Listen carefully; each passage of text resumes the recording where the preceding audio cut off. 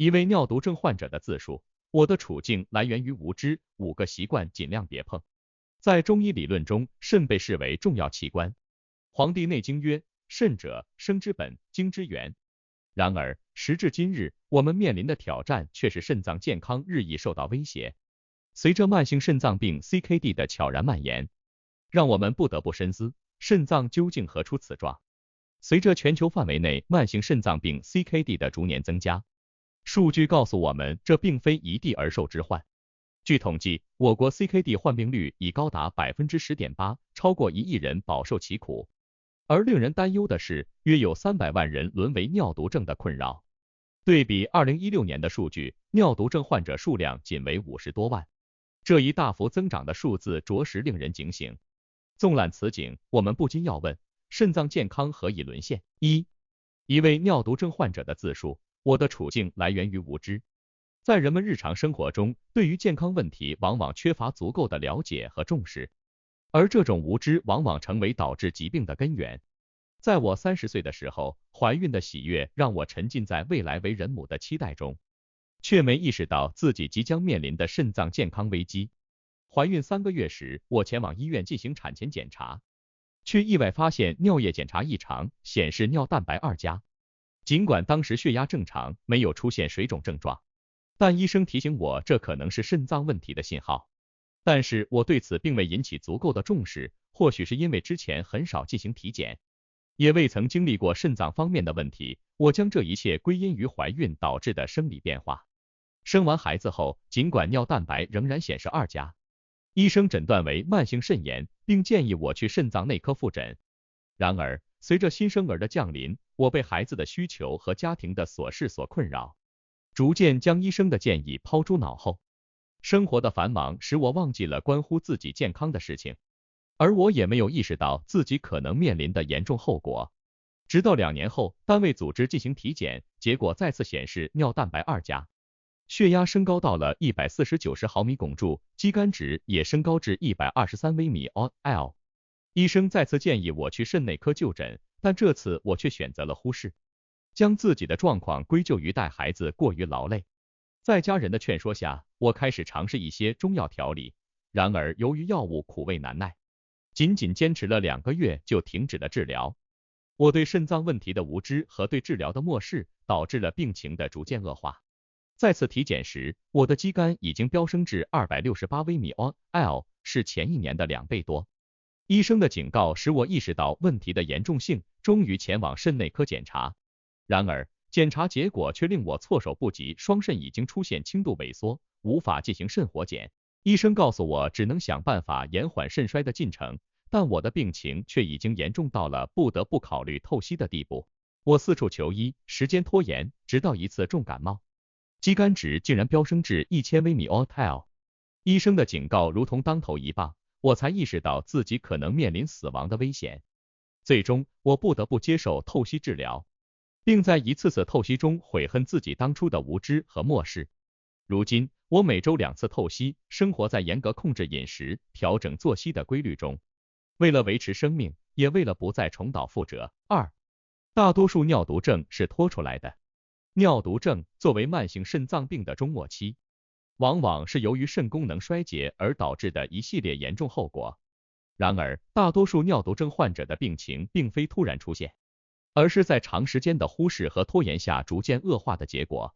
尿毒症的发展通常经历3个阶段：早期肾脏病、中期肾脏病和晚期肾脏病。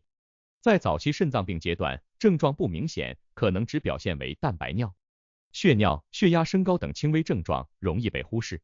如果没有及时干预，病情将逐渐进展到中期肾脏病阶段，肾功能下降，血肌酐升高，但仍然可能不引起患者的重视。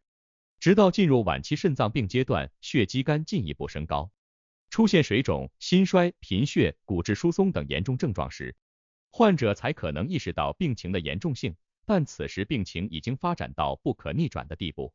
然而，很多患者就像案例中的那位患者一样，选择了忽视肾脏健康问题，没有及时监测指标的变化，也没有及时就医。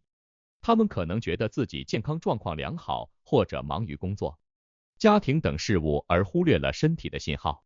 他们拖延着去医院检查，拖延着开始治疗，直到病情恶化到不可挽回的地步，才意识到后悔莫及。5个习惯都是把你推向尿毒症的帮凶。尿毒症作为慢性肾脏病的严重后果，往往与生活习惯密切相关。以下5个习惯，如果长期坚持，都有可能成为导致尿毒症的帮凶。熬夜晚睡。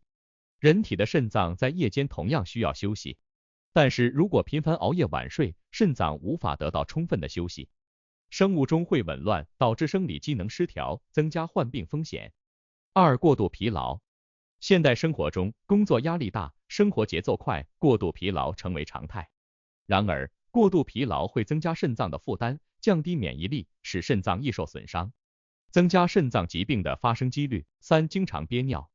有尿意时不及时排尿，长时间憋尿不仅容易成为习惯，还会导致尿路感染，对肾脏造成严重伤害。尿液滞留在膀胱中会引起细菌繁殖，增加尿毒症的风险。不去体检。很多人对体检缺乏重视，或者认为体检没有必要。然而，体检是及早发现疾病的重要手段。如果忽视体检，就会错过早期发现肾脏疾病的机会，导致病情恶化。吃太咸。肾脏是排泄盐分的主要器官，如果摄入过多的盐分，会增加肾脏的负担，导致血压升高、尿蛋白增加，增加尿毒症的风险。因此，控制盐分摄入，保持适量的盐分摄入是保护肾脏健康的重要措施之一。吃腰子能补肾吗？补肾还能吃什么？关于肾脏健康，有许多传统观念认为食用动物腰子可以起到补肾的作用，但是究竟吃腰子能否真正补肾呢？事实上，腰子是动物的肾脏，含有丰富的营养，但也存在一些负面因素。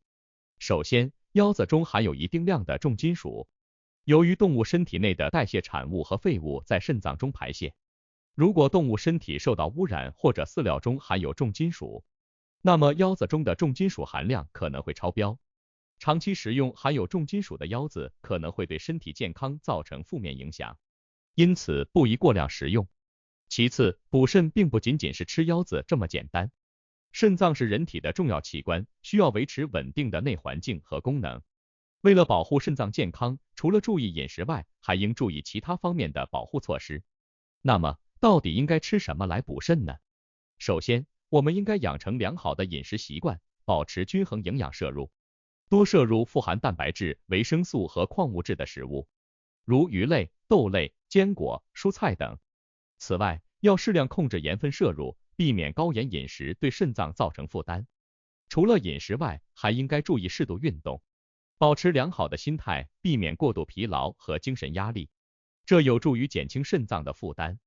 同时，要注意定期体检，及时发现肾脏问题，以便及时干预治疗。尿毒症是慢性肾功能衰竭的终末期表现，通常是由于长期肾脏疾病未能得到有效控制而逐渐发展而来。预防尿毒症的关键在于早期发现和有效管理肾脏疾病，以及采取健康的生活方式。以下是一些预防尿毒症的建议。定期体检。定期进行体检，特别是尿常规、肾功能检查如血肌酐、尿素氮等和肾脏超声检查，有助于早期发现肾脏疾病。对于有肾脏疾病家族史、高血压、糖尿病等高危人群，更应定期进行肾脏相关检查。控制高血压。高血压是导致慢性肾病和尿毒症的重要危险因素。通过合理饮食、适量运动、药物治疗等方式，将血压控制在正常范围内，通常为140/90mmHg 以下。对于糖尿病患者，应控制在138/mmHg 以下，可以有效延缓肾脏损伤的进展。控制糖尿病。糖尿病是导致慢性肾病和尿毒症的另一个重要危险因素。通过合理饮食、适量运动、药物治疗等方式，将血糖控制在正常范围内，糖化血红蛋白 HbA1c 应控制在7%以下，可以有效延缓糖尿病肾病的进展。合理饮食。减低盐饮食，减少盐的摄入，有助于控制血压和减轻肾脏负担。低蛋白饮食。对于已经出现肾功能不全的患者，应适当限制蛋白质的摄入，以减轻肾脏负担。优质蛋白质如鱼、瘦肉、蛋、奶等应占蛋白质总摄入量的50%以上。低脂饮食，减少饱和脂肪和反式脂肪的摄入，有助于控制血脂和预防心血管疾病。高纤维饮食，增加蔬菜、水果、全谷物等高纤维食物的摄入，有助于改善肠道功能和预防便秘。